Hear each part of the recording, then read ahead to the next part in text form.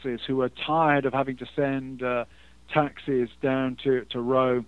Luther has a great line somewhere about, you could just imagine the overweight cardinals in Rome sitting around drinking fine Italian wine, laughing about the stupid Germans whose taxes have paid for it all. So Luther strikes an ethnic chord as well as a political chord. And I think he was a great communicator. He writes in a very dynamic way. Clearly he was a very good preacher as well. So all of these things, I think, serve to give him wide appeal to a wide variety of the German social spectrum at that particular point in time. And he was always outspoken as well. He was a fun guy to listen to. He'd have been, were he around today, he'd probably have been a talk radio sort of guy. I mean, he was outrageous in the things he said. He was fun. So he was somebody of very wide appeal. Yeah.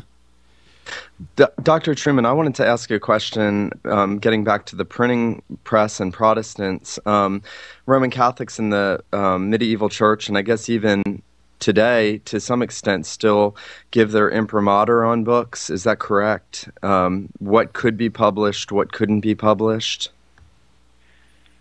I'm not entirely up to date with that. Certainly, there are degrees of approval from the Catholic Church for books. There's a nihil obstat. There's an imprimatur.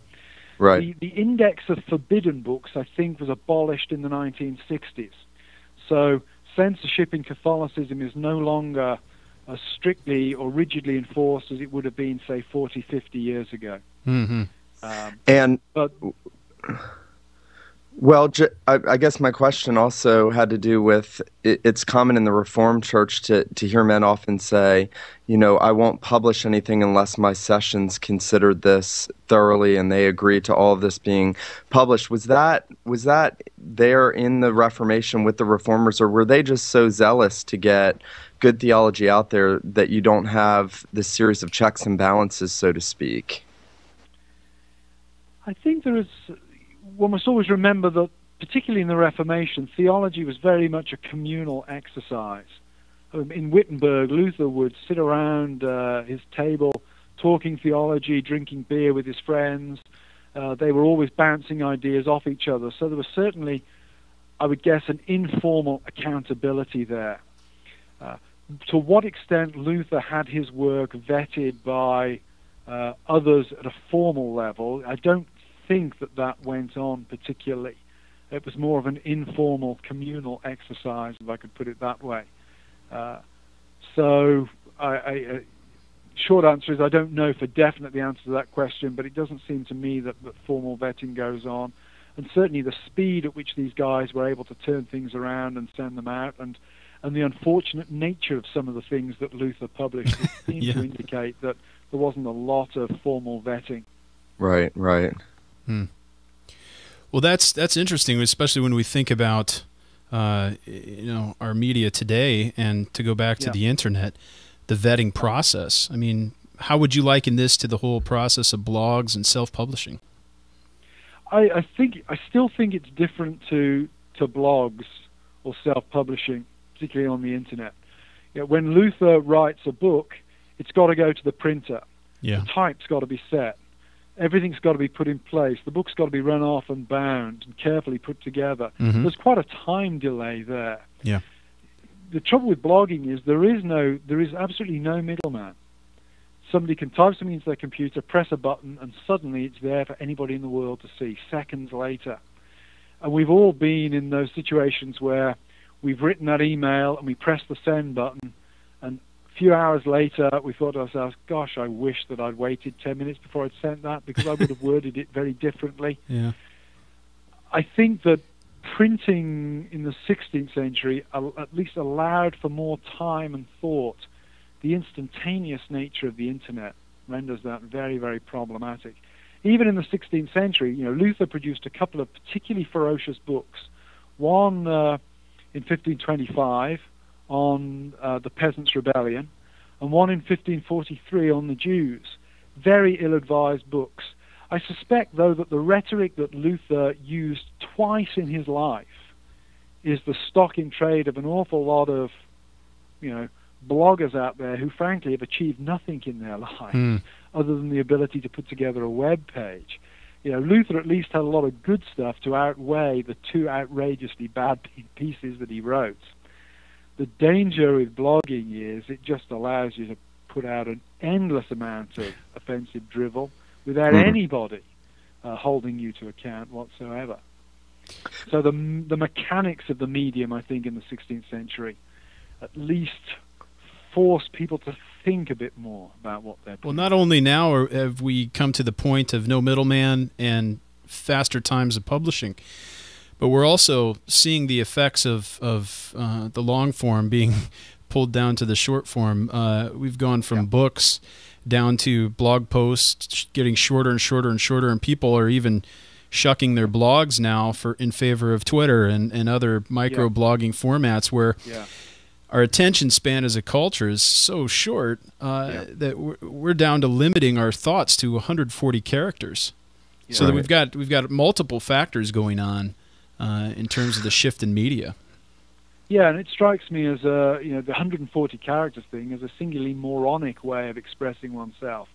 I've actually gone the opposite direction. I used to blog on the Ref21 blog for a while, but the last 6 months I suddenly decided, no, this is too short. 1,500 words is the minimum you need to express anything worthwhile, I think. So I've gone in the opposite direction and abandoned blog posts just to do my once-a-month longer article for Reformation 21. That's where I see my future lying, if you like. I don't have that much that's worth saying, and what I do have that I think is worth saying needs to be expressed in 1,500 words and not 140 characters. Well, Nick, you and I have had discussions about this, and I think we all would, I think, agree that Twitter and blogs can be good so long as we understand what they're for. The problem is I think people try to shove everything through one media, and media can't hold it, and we don't listen to Neil Postman and other media ecologists like a Marshall McLuhan who are saying, no, the medium really changes the message, and people forget that. They think that I can just take, well, for instance, people are incorporating Twitter into worship now. It's just goofy. Right. And I guess one of the struggles that I have, Dr. Trueman, and I'd love your thoughts on this, is if conservative reform men don't use the internet and don't use it wisely and proactively, and, you know, I try not to be too polemical. I've made the mistake of getting into polemics in blogs on comments. I've stopped doing that. And trying to proactively promote, you know, thoughtful analysis and theology. If we don't get involved in that, if conservative reform men don't, everybody else is going to. Do you think we have a responsibility in some measure to be using the internet wisely? I'm torn. Part of me wonders if blogging is a bit like video gaming, in that there is a vast culture of video gamers out there, and they talk to each other, and there are millions of them, but they're actually irrelevant to the way the world goes on, by and large. I'm not a video gamer. Well, they create their own virtual world. So you're saying I'm irrelevant? I am, I know. Well, what I'm saying is it's a kind of hermetically sealed world. Yes. So there's that part of me that wonders, you know, is blogging that important?